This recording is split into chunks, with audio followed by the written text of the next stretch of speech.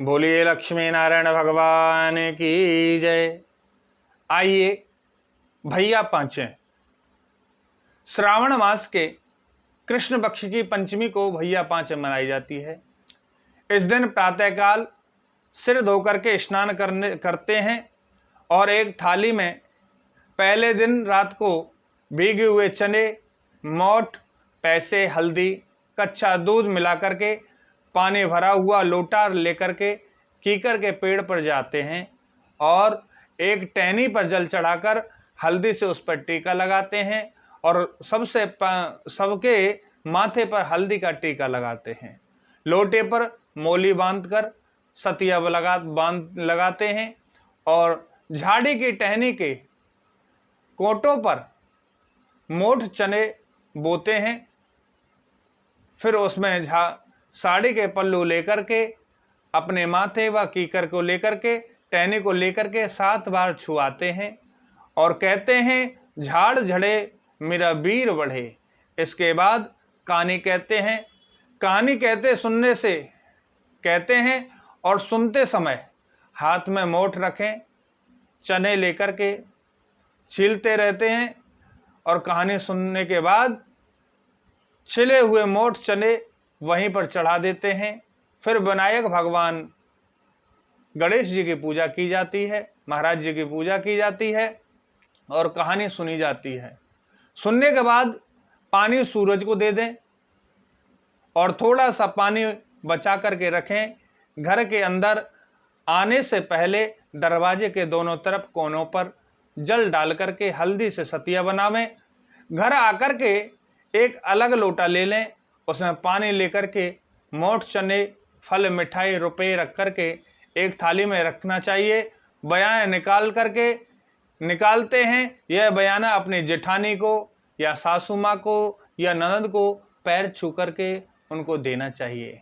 यह पूजा बिना ब्याही लड़कियां भी करती हैं और छोटी बहनों के लिए वायना भी देती हैं। आइए इसे उद्यापन की विधि भी जानते हैं।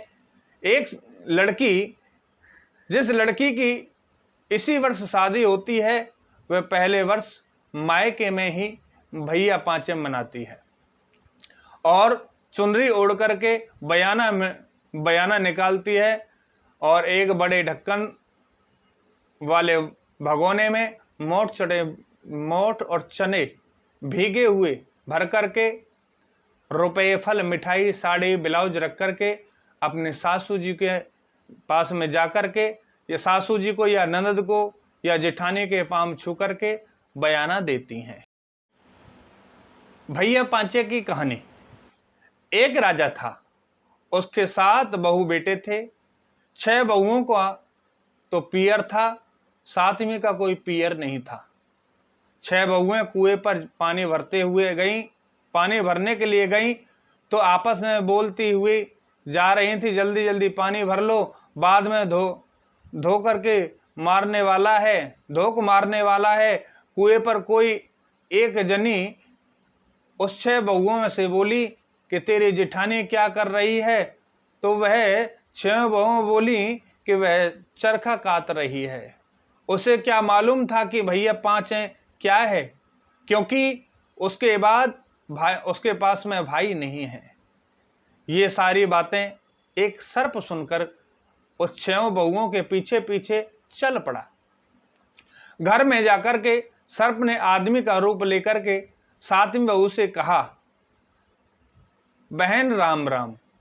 वह कहने लगी कि मेरे तो कोई भाई नहीं है, या भाई नहीं था, तू भाई कहाँ से आया है?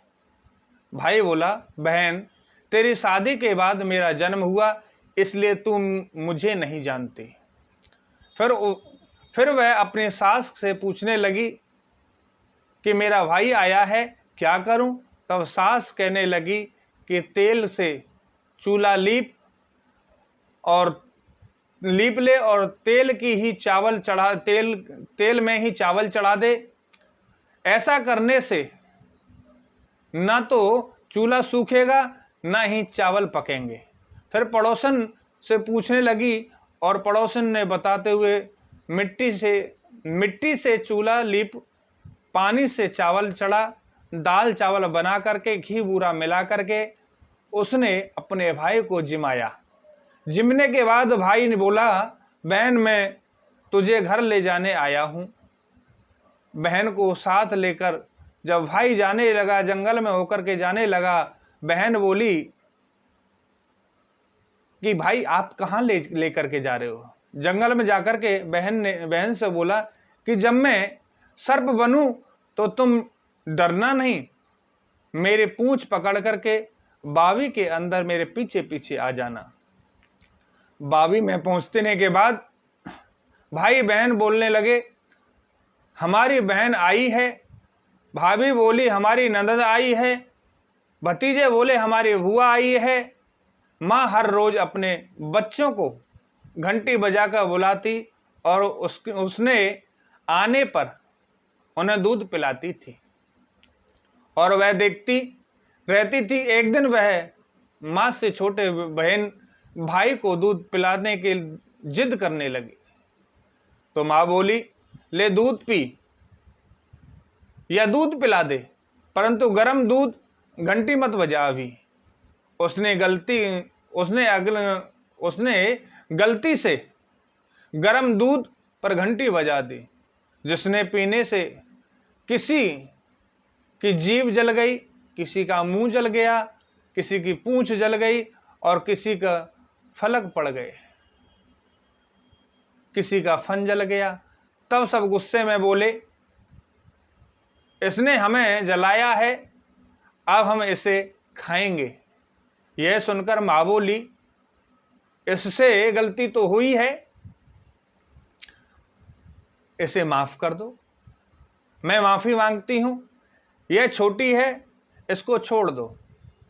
उसकी भाभी ने लड़का हुआ तो भाभी बोली, मांगो ननद, तुमको क्या चाहिए? ननद मांगने लगी, पर भाभी ने अपना 9 लाख का हार ननद को दे दिया और कहा कि अगर तुम यह पहनोगी तो हार ही रहेगी, यदि कोई और पहनेगा गले में सर्प बन जाएगा। राजा का लड़का उसे लेने आया तो उसने भगवान से प्रार्थना की कि हे भगवान, वह बावी की जगह महल चौबारे बना दो। जब उन्हें वह रहते रहते 2.5 दिन हो गए तो राजा का लड़का पत्नी को लेकर जाने के लिए तैयार हुआ। विदा करने के लिए कहा तो उसी समय उन्होंने उसे बहुत दास दासी, हाथी घोड़े, धन दौलत देकर के विदा किया। परंतु जाते समय राजा का लड़का अपनी धोती भूल गया और रास्ते में याद आने लगी। पर याद तो आने लगी, लड़का अपनी पत्नी से बोला, मैं अपनी धोती वापस ले आता हूं। तब पत्नी बोली कि उन्होंने हमें इतना सब कुछ दिया है विदाई में, फिर अपनी पुरानी धोती का क्या करोगे? तो मेरी भाभियां क्या कहेंगी? उसने कहा कि ऐसा नहीं होता कि नई मिल जाए तो पुरानी को छोड़ देना चाहिए, और मैं तो अपने पुराने धोती जरूर ही लेकर के आऊंगा।